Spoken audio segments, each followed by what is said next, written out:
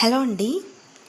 AP TET previous year practice bit చూద్దాం. Maths నుంచి కోణాలు రకాలు టాపిక్ నుంచి ఇది.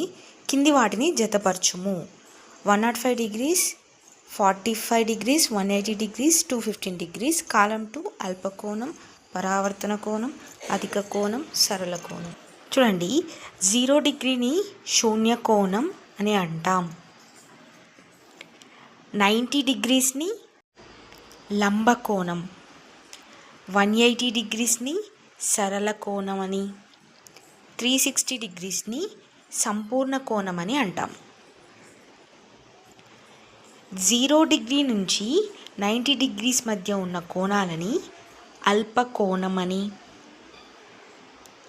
90 degrees నుంచి 180 degrees మధ్య ఉన్న కోణాన్ని అధిక కోణము అని, 180 degrees నుంచి 360 degree మధ్య ఉన్న కోణాన్ని పరావర్తన కోణం అంటాం.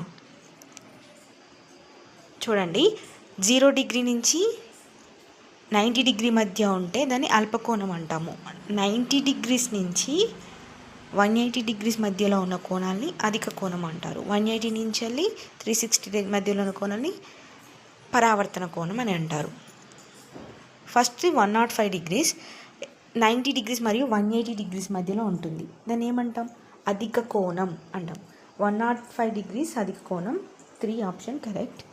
45 degrees అనేది 0 డిగ్రీ నుంచి 90 degrees మధ్యలో ఉంటుంది. దాన్ని అల్పకోణం అంటాం. Option 1 correct. 180 degreesని సరళ కోణం అంటాము.